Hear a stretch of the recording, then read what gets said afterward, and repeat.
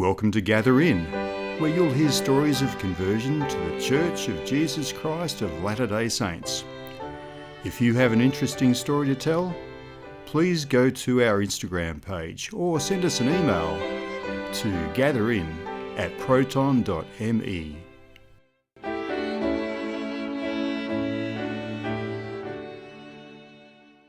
Welcome, everybody, to today's interview with our friend Yoriko Fukuji. Sister Fukuji, or Yoriko as I'll call her for the rest of the interview because that's what I'm used to calling her. Yoriko is from Okinawa in Japan and has lived here in Australia for quite a few years.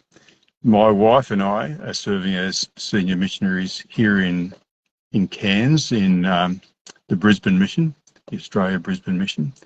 And Yoriko, we've become very good friends with, and we've done missionary work together. We've got out ministering together. We've done a lot together, the three of us. And Yoriko came over to have lunch with us today, and unknowingly, she's now ended up. Well, she does know now. She's ended up as a guest on the podcast, and we'll get talking. So, Yoriko, great to have you with us. How are you today? You feeling good? Yeah, I am. Thank you for inviting me. Oh, good. Yoriko, great to have you with us today. And we've talked a little bit about life in Japan, growing up in Japan, and how you eventually became a member of the Church of Jesus Christ of Latter-day Saints. But what I'd like to do to start with is just get you to tell us your story about what it was like growing up in Japan, in Okinawa to be more precise. So Okinawa is a little bit different to the rest of Japan because it's tropical. Is it tropical or almost tropical? Is it subtropical? Yeah, similar to Cairns, but it's subtropical. I think the climate is similar to Brisbane. Oh, okay. Yeah. So it must be a beautiful place. We'd love to come and visit there sometime when you move back there. We'd love to come and visit. Yeah. But just tell us a little bit about growing up in Okinawa, and particularly thinking about any religious or cultural aspects to your life growing up in Okinawa. I didn't have any religion when I grew up because my parents didn't have any religion, but my grandmother was a very religious person, and we had ancestor worship is the traditional religion. My grandmother believed it. She's from Island, which is very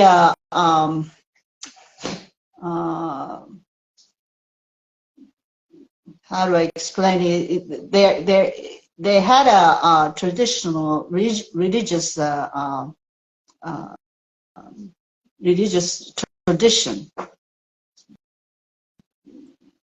They don't exercise anymore, but it was very special tradition. Okay. Now I hear in Japan that there are shrines and there are temples, and I don't really understand. I've been to Japan once myself, and I attended church in Japan, but I don't really know anything about the shrines and the temples and why you go there and how they are involved in Japanese life. Could you explain a little bit about that for us? Well, most Japanese, I think, it's not like a religion, but it's traditions. New Year's Day, we go to shrine, not the temple. That is, very popular everywhere in Japan. On New Year's Day, we go there. And also for children's celebration, and also wedding. But when someone dies, we go to temple. We ask, temple monks to come over, and it's not because of the religion, but it's traditions, I think. Okay, so when someone passes away, and you go to monks who, I guess, manage the temple, or I don't know if that's Yeah. the right word. They look after the temple or whatever. Yeah. You arrive at the temple, and have they had anything to do with your family prior to that? Is this the first time you're likely to meet the monks for most Japanese people, or what involvement is there? What involvement do they have with the family, if any?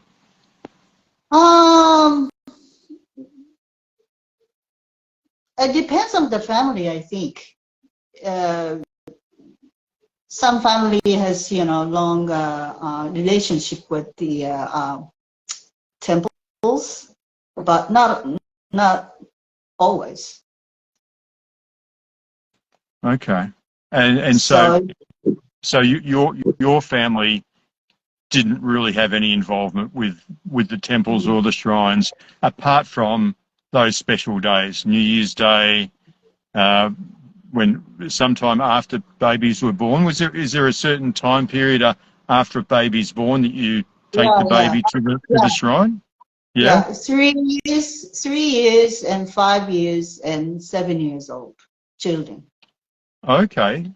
And look, Yeah, can you special ceremony for children. They go to, but not always. Some family does. Okay, so not all Japanese families will No. do that. Some will. Yeah, but it's kind of a tradition. I didn't have it, but I know some families, do it. Okay. So would you? Yeah, this wasn't popular in Okinawa, but mainland Japan. Okay. Is this practice, this tradition in Japan, in Okinawa, is it becoming less popular, or less people doing it now? I mean, just like in Australia, in the United States, in Europe, people are becoming less religious. So is there a similar sort of thing happening in Japan where people are becoming less involved with their tradition, do you think? I don't think it's not less.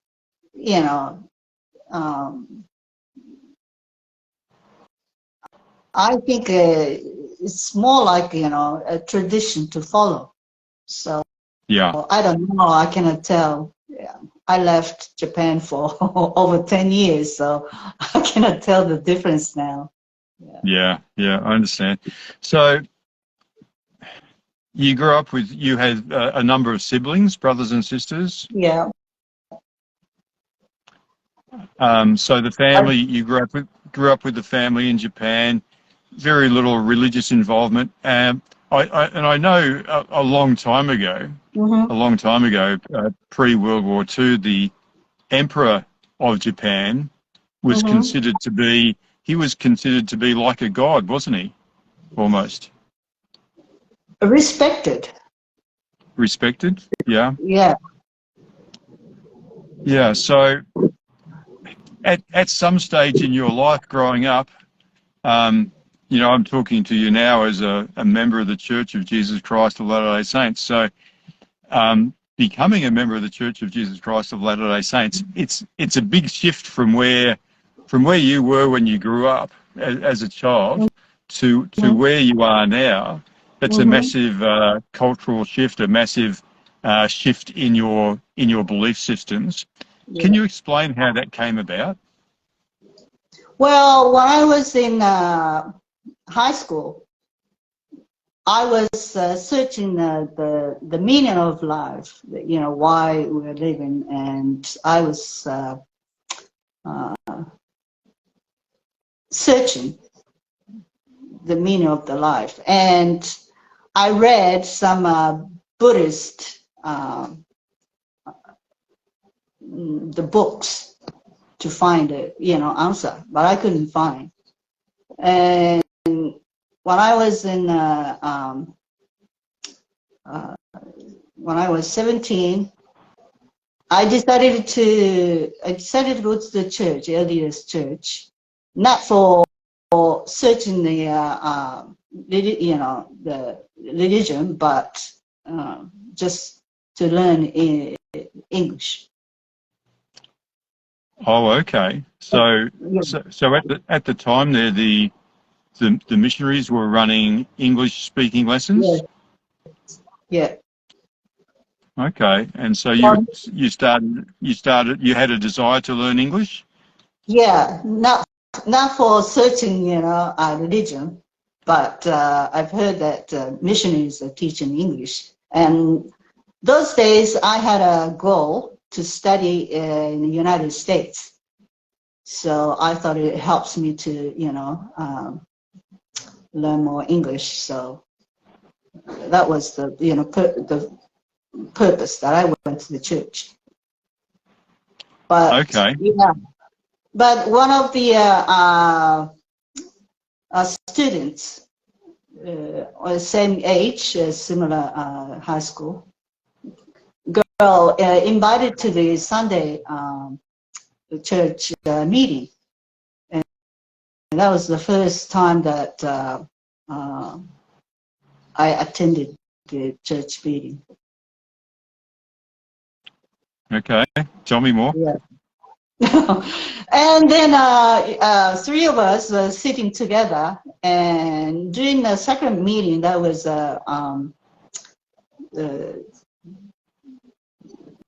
September. I remember it was September, first Sunday of September. And during that sacrament meeting, there was a high school girl. She bore testimony that time. And while she was bearing testimony, I saw the light, shining light from her. But the room was very dark, and only her was shining. So I thought something happening in this church.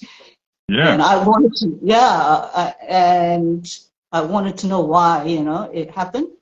After the meeting, I asked other two girls that, I wanted to know that they saw it or not. But they didn't see it, but it was only me that happened to me. So I asked these sister missionaries to tell me, why this happened. And then I started the missionary teaching to understand, what's about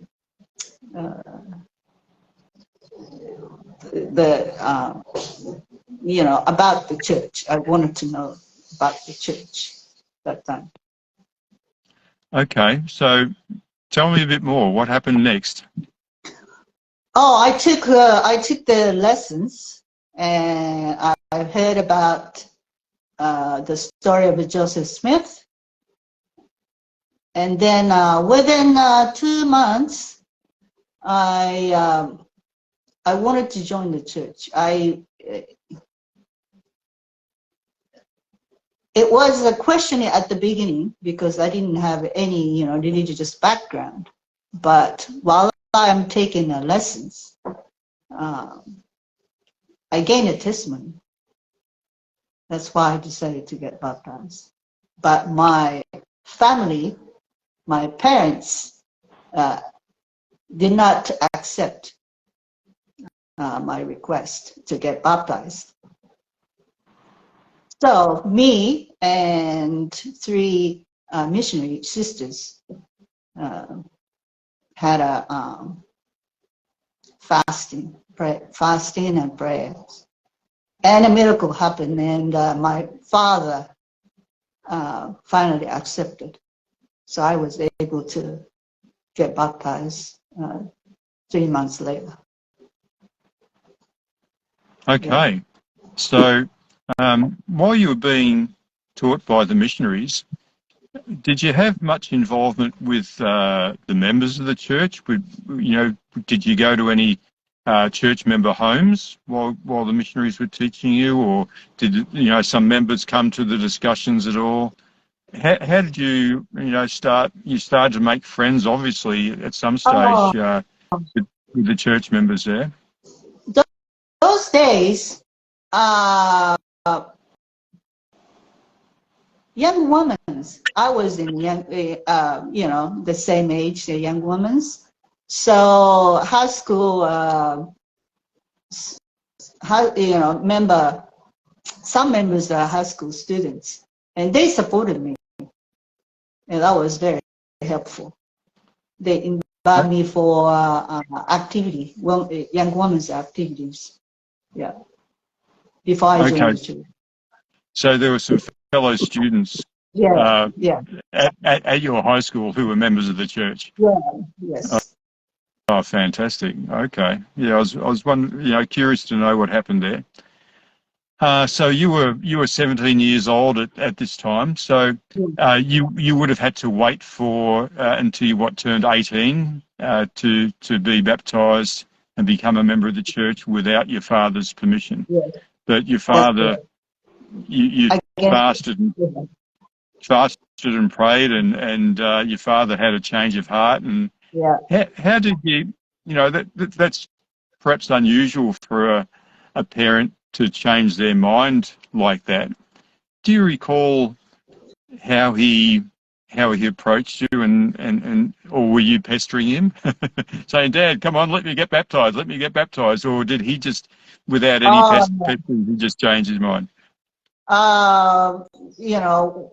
When I asked my parents, obviously they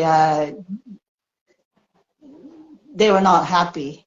They told my father told me to focus on study because I'm still a high school student. Not focus on the religion, but focus on study. But I had a strong testimony by then. I couldn't wait till age 18. Yeah, fantastic. It's just wonderful that you had a change of heart then and allows you. So now I know you served as a missionary. So how long after you finished high school did you put in your application, your recommendation to serve as a missionary? Well, 10 years later, 11 years later, I served my mission.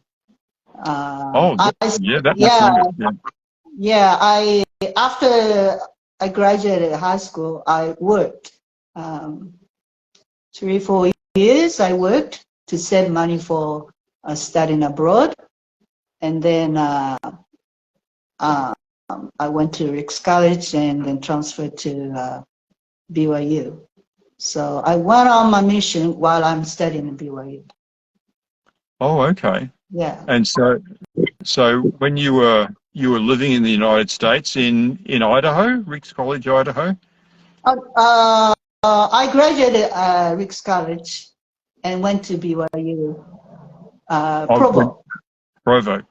So at the time that you decided to serve a mission, you were living in Provo. Yeah. Was it quite a surprise? Because from my memory is not that good, but I know we've talked about this. You served your mission in Japan. Were you surprised to be called to Japan? Yes, because I requested to serve my mission in South Africa. Yeah, so I was surprised. That's a long way from Japan. Yeah, so that's interesting. When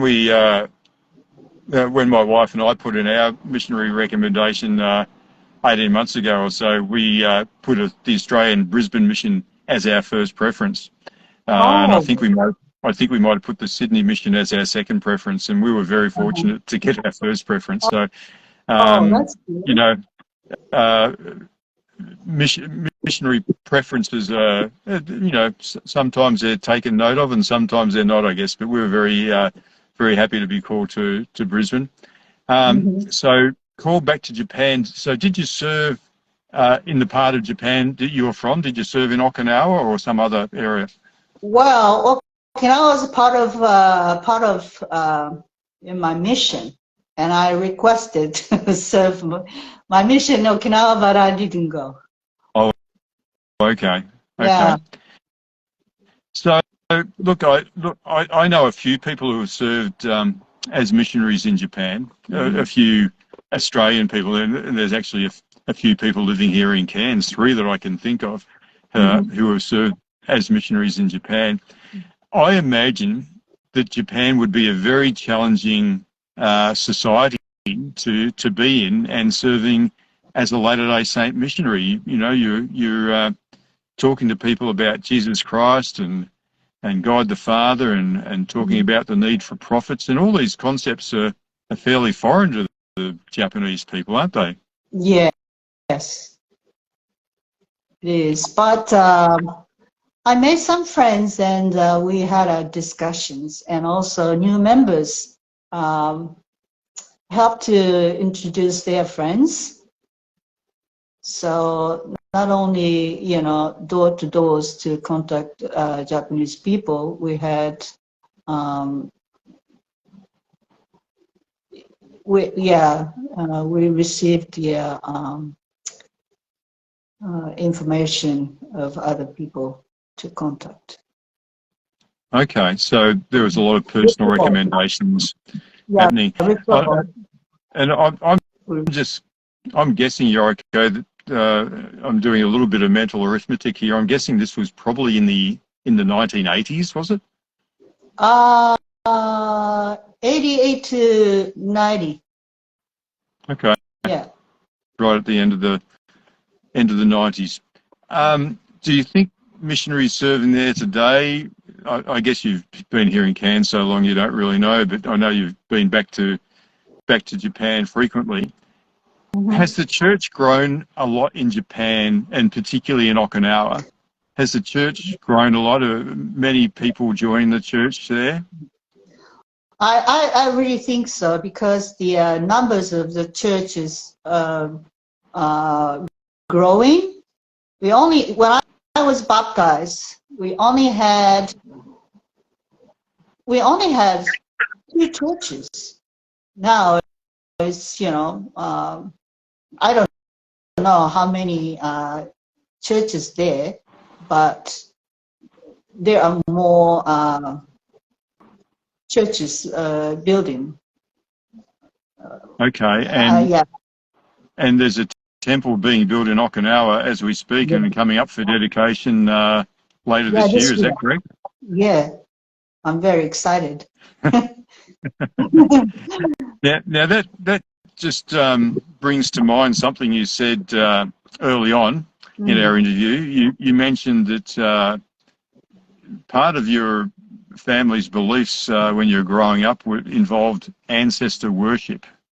So is the Latter-day Saint temple work where we trace our ancestry and we do proxy ordinances in the temple for our deceased family. Is that something that when Japanese people hear about that, is that something that gives them some sort of connection through their culture to the church? I think especially in Okinawa, we have a strong relationship with the ancestors, and also we keep family history book. So, and also not only the one family, but the the relatives involved in Okinawa. It's very strong. Okay. And so, part of the tradition for Okinawan people is to look at their family history, their ancestors on both sides, both, the mother's side and the father's side of the family. Is that right? Yes. Yeah. So they're given equal importance, both sides of the family. So we go to we go to ancestors' tombs we gather together in front of the tombs, ancestors' tomb. We celebrate. We celebrate together with, living people and also deceased ancestors. Okay. Is that sort of a matter of a way of showing gratitude to your ancestors, perhaps? Yeah, so that we don't forget them, and we think they always are watching over us, and yeah, we don't forget them. We respect ancestors. Okay. So when you were first being taught by the missionaries, or maybe soon after you became a member of the church, and the doctrine of the redemption for the dead was explained to you, do you remember how you felt at that time? I was very excited, and I started searching my ancestors. Okay. Right after, And you still after I joined the church. So I started when I was 17. okay. And you're still doing that now? Yes. You recently went to Japan and had a little miracle there, really, didn't you, in finding a particular No. book? Yes, I did. I had a feeling. I had a feeling when I was in Okinawa. I had a feeling that I need to go to the second-hand bookshop, and in that shop, I found the family history book that related to my ancestor. So I was very happy to find more ancestors through that book. Yeah, well, that's fantastic. That's fantastic. So, you've lived here in Cairns for somewhere around 15 years, I think now, Yoriko. Is that correct? 12, 13 years. 13 years. Yeah. How did you find it? As a member of the church, leaving Japan, coming to live in Australia, coming to live in Cairns particularly. How did you feel coming here? Did you have a feeling that you'd come to Australia, you'd attend church, and you'd find sort of like an instant family here? And how well were you accepted right from the start? Oh, the Cairns is similar to Okinawa. I feel more comfortable living here. Weather and also the environment, the natures. Mm-hmm. Yeah, it's very nice, and I like here. Okay, and getting used to attending church here, was that much different to in Japan? I think the churches everywhere is similar. I attend the church in Japan, United States, Australia. It's very similar. Everywhere is the same. So Yeah. and here in Cairns, it's like a family. The church is kind of family. They always, very helpful and feel comfortable in the church. Yeah. Yeah. I think one of the things too, when you move around in the church and move to other countries or even just another city or somewhere, you move into a new branch or ward of the church, and you're often given some responsibility fairly quickly. So, you get to serve in the church, perhaps teaching a class or whatever, and that I think really helps people. When they move into a new branch. Did you find that? Were you given responsibilities fairly early when you moved to Cairns? Oh yeah, my first church calling was a primary teacher. Okay. Yeah. Yeah. So I've been enjoying dealing with the children, And children, and also how, their how family. sorry, Sorry. how else have you served in the church here in Cairns? What other positions have you served in? Say it again. What other positions have you served here in the church in Cairns? You taught in primary. What other responsibilities have you had? Young women's Sunday school teacher.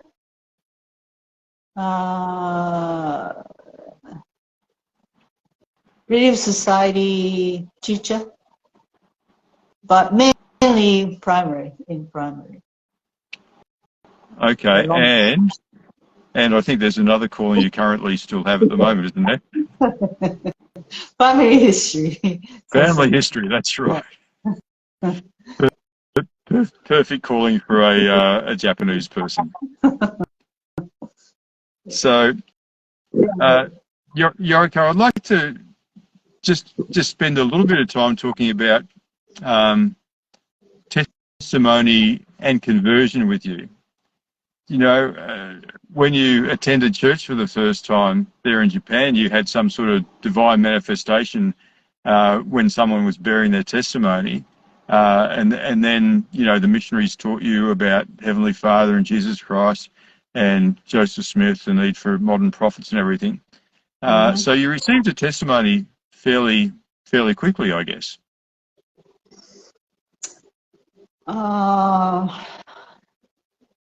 My missionaries suggest me to read the Book of Mormon first, and then they asked me to pray about the book and also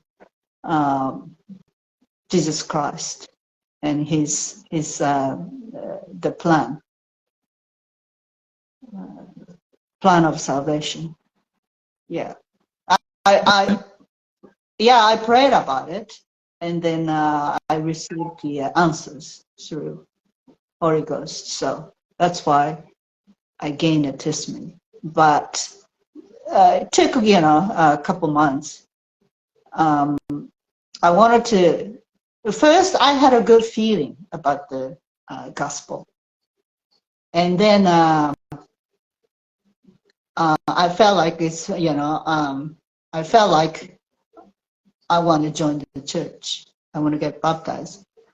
But before I had a testimony, my missionaries told me, you need to have a strong testimony in order to get baptized. That's why I focus more on getting a testimony before I get baptized. Okay. And so over the years, Mm-hmm. I mean, when you're first baptized, you think, oh yeah, I've received a testimony of the gospel. I'm baptized. What happens now? Can you feel a change that's happened to you over the years as your conversion experience has gone on for many years now? I mean, I don't think anyone's really fully converted to the gospel, because if we were fully converted, we'd be perfect.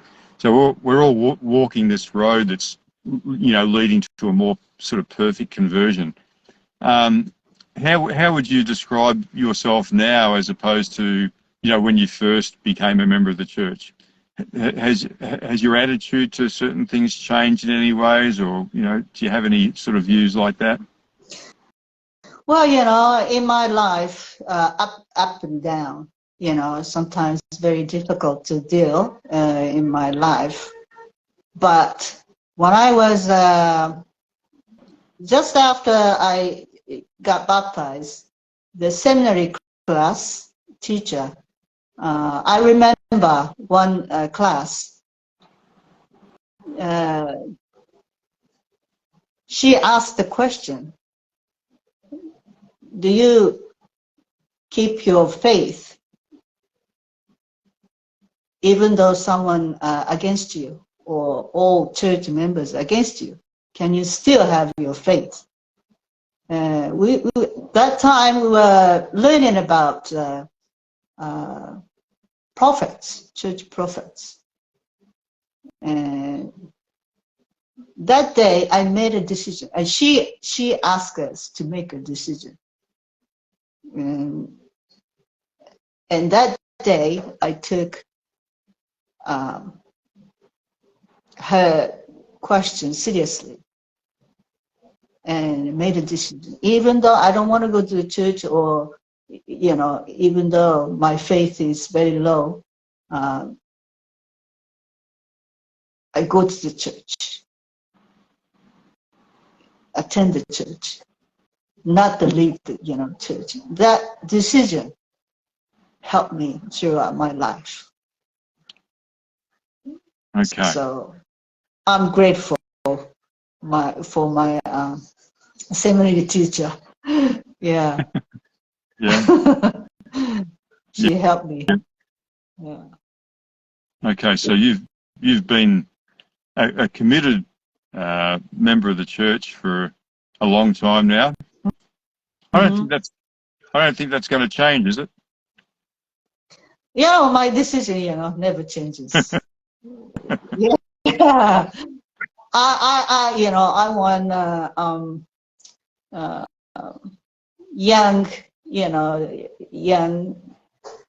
young members, young women and young men in the young age.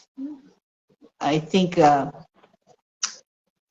it's better to focus on their faith and make a decision, commit themselves. Because it helped me, and I believe that it also helped other young people. Yeah. Mm. Yeah, fantastic. Yeah, look, it's great. I was relatively young when I joined the church too. I was a little bit older than you. I was 24, but certainly changed my life. Put me on a path of going somewhere, because before I joined the church, I was going nowhere. Mm. So it's made a huge difference, huge impact on my life. Yoriko, it's been great talking to you today. Before we go, I always sorry. Go ahead. I always ask my interviewees, my guests, to bear their testimony. Now, my wife suggested that you bear your testimony to us both in English and in Japanese. Would you like to do that for us now? Oh, can I say it in Japanese? Whatever, however it turns out. Okay.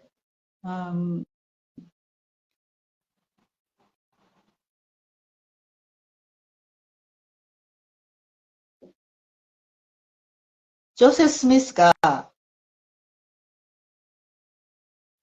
神様とイエス・キリストにあって、今の時代に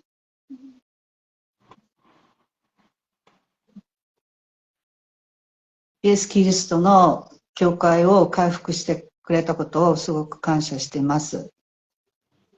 また、モルモン書が真実の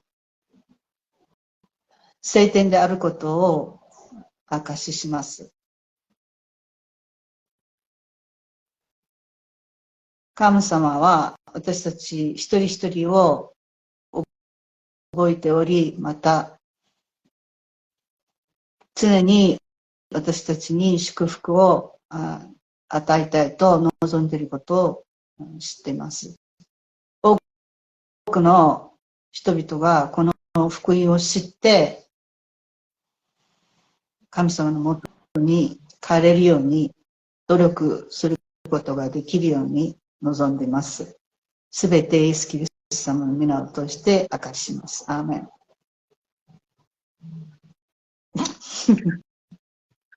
Thank you. And in English? English. Can I say the same thing? That's okay. Just say it in English as you would normally say it in English. In English. I know that the church is true, and I have a testimony of Book of Mormon, and also Joseph Smith was a prophet and restored the gospel.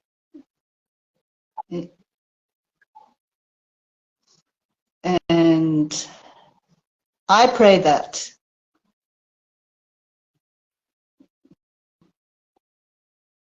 the gospel of Jesus Christ spread the world,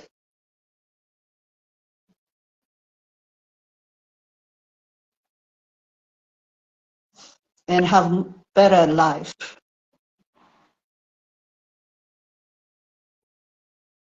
I said these things in the name of Jesus Christ. Amen. Amen. Thanks, Yoriko. Thank you for joining. Thanks for joining in today. We'll save this video. It'll be edited and uploaded to YouTube and Facebook. And I'm hoping that some Japanese people might see it. You might share it with your Japanese friends on Facebook, and we'll get it out there and share it with people. It's been great talking to you, Yoriko, and we'll see you. Thank you so much. Appreciate it. We'll see you in a few minutes, and then we'll see you tomorrow for Tai Chi class and on Sunday at church. Okay. Thanks, Yoriko. Bye for now. Bye. If you have an interesting story to tell, please contact us via our Instagram page or send an email to gatherin@proton.me.